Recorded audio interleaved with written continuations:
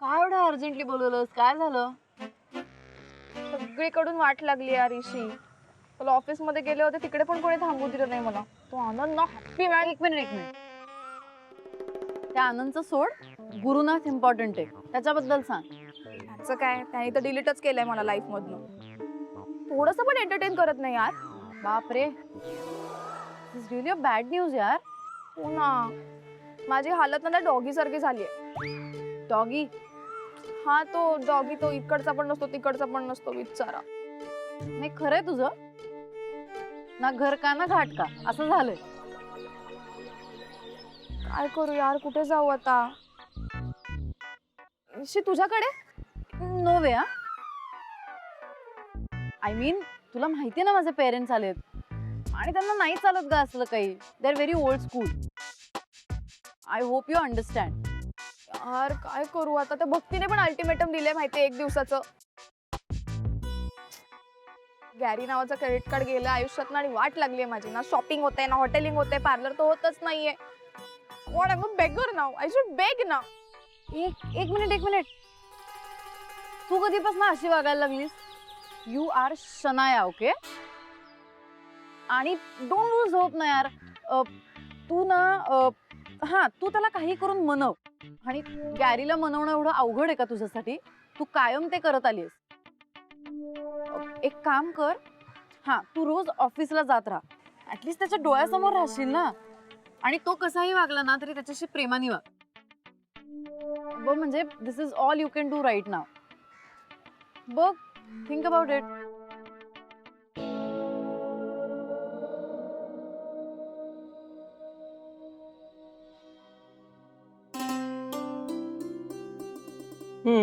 चहा. काय काम काढलं आज? काय नाही नानीजी, हिशोबाची जुळवाजुळव. आजच काय त्याचं एवढं? कधीच राहिलं होतं, म्हटलं आज करून टाकावं. की सामानाची यादी पण करायची होती ना. जी चावी. हा, चहा घेतोस तर रे? नाही नको, आताच घेतलं. गुप्ते भाऊ, चिटणीसांचा फोन आला होता बरं. वा, काय म्हणाले? काही नाही, पुन्हा मसाल्याची ऑर्डर आहे. ऑर्डर तशी छोटीच आहे, पण त्यांना एकदमच सगळं पाहिजे. हो, काय नाही, छोट्या छोट्या ऑर्डर्स वरनं मोठ्या ऑर्डर्स मिळतात. आणि आपण पाहूयात ना काही नवीन ऑर्डर्स मिळतात का. चालेल, तसं झालं ना तर बरं होऊन जाईल. हो नानीजी, ते वाळवणाचंही बघायचंय ना, ते करून टाकूया ना आपण. अगं हो करू, पण हे तर संपव आता. हो, ते संपवते, सामानाची यादी करून टाकते त्याच्या पण. चला, तुमचं चालू दे. बकुळा मावशींना सांगाल जेवण बनवू नका, मी ऑफिस वरनं जेवून येईन. हा, चल. चहा पी, थंड होतो. हो.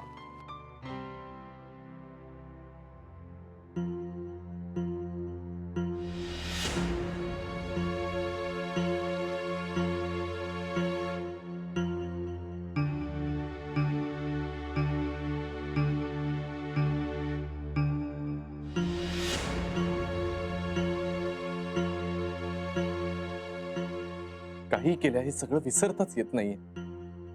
ते विसरणं शक्यही नाहीये. राधिकाला माझ्यामुळे खूप मनस्ताप झालाय. मी खूप मोठी चूक केली होती, ज्याचं कुठलंही प्रायश्चित्त असूच शकत नाही.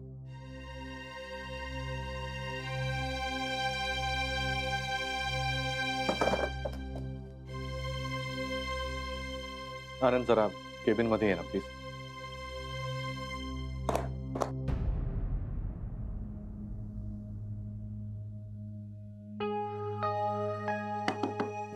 नाही कमेंट सर. सर वगैरे राहू दे ना प्लीज. आते मला जरा बोलायचंय तुझ्याशी. काय झालं गुरु? अपसेट आहेस का? हे बघ, शनाया ट्राय करणार तुला भेटण्यास, पण माझं असं मत आहे की तू तिचं काही बोलणं मनावर घेऊ नकोस.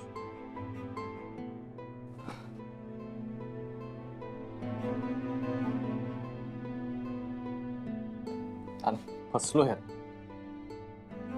शनायानं फसवलं मला. एवढा काळ राधिकाशी वाईट वागत राहिलो आणि आता ते सगळं मला आठवतंय सारखं. त्यामुळे कुठे काही लक्षच लागत नाहीये. सारखा तो गिल्ट येतोय मला. खूप पश्चाताप होतोय रे. गुरु, गुरु शांत हो यार. तू तू खूप विचार करतोयस. हे बघ, जे व्हायचं होतं ते होऊन गेलं. आता तू तुझं आणि तुझं फॅमिलीचं फ्युचर खराब करू नकोस. काय करू मी आता? हा, काय करू सांग ना. सर्वात आधी मागचं सगळं विसर आणि वहिनींसोबत नव्या आयुष्याला सुरुवात कर.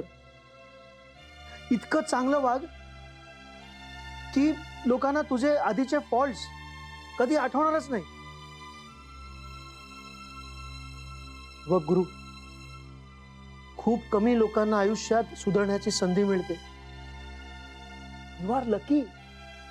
तुला ती संधी मिळाली आहे. सो ही ऑपॉर्च्युनिटी सोडू नकोस. पण आनंद, राधिका समोर मी कायमच अपराधी असे.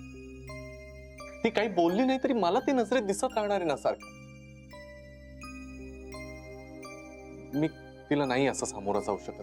हा, कम ऑन यार गुरु. वहिनी कशा आहेत ते तुला माहिती आहे. हा, रादर माझ्यापेक्षा चांगलं तू त्यांना ओळखतोस. त्या कधीच तुला उपहासानं, तुला हर्ट होईल असं काहीही बोलणार नाही. पण तुझ्या मनात जी भीती आहे ती बोलल्याशिवाय जाणार आहे का? नाही ना. जोवर तू माफी मागत नाहीयेस तोवर तुझं गिल्ट जाणार नाही. गुरु, एकदा, फक्त एकदा माफी मागून बघ. आनंद, माझी नाही होते यार हिंमत. मी राधिकाला नाही फेस करू शकणार. गुरु,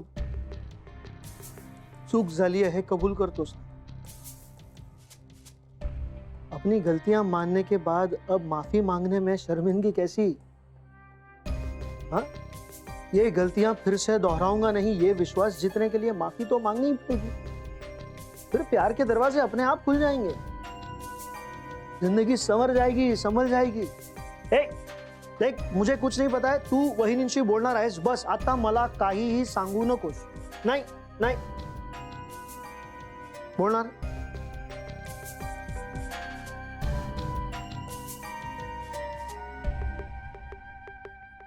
भारती, अगं आज कितीतरी दिवसांनी असे बसून पत्ते खेळतोय आपण. हा, दिवस कसले, वर्ष म्हणा वर्ष. हो. बर का राधिका, पंकज छोटा होता ना तेव्हा त्याच्या बरोबर खेळायचे हे सगळे खेळ. पत्ते म्हणू नको, व्यापार म्हणू नको. पंकजला व्यापार मीच शिकवला ग. मग हाव का? ठरलेलं होतं आमचं अगदी. दिवाळीची, मे महिन्याची सुट्टी लागली की असले उद्योग सुरू करायचे. त्यानंतर पंकज मोठा झाला, त्याच्या विश्वामध्ये व्यस्त झाला तो. पण राधिके, तुझ्यामुळे पुन्हा पत्ते खेळण्याचा आनंद मिळतो ग आज. नानाजी, मग अथर्वला पण शिकवून टाका ना हे पत्ते बित्ते. म्हणजे घरातल्या घरात बसून खेळेल तो. शिकवेन की. आणि कॅरम पण खेळायचा, विसरलात काय? अरे हो, कॅरमचं विसरलो ग सांगायला. तुम्ही शिकवा मुलांना कॅरम.